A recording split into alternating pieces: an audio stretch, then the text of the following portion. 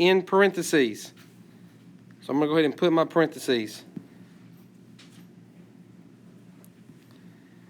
Now from here, I first use the x-coordinate. So I'm going to go left or right. So point D is to the left. So that means I'm going in the negative direction.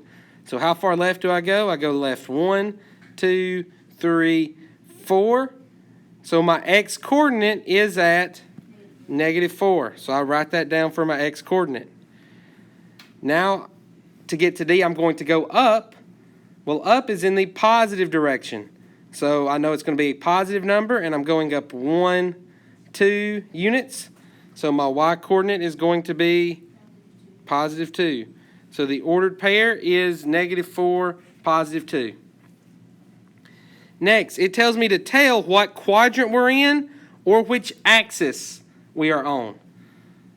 So we are right here in this quadrant. Okay, so remember how we number the quadrants.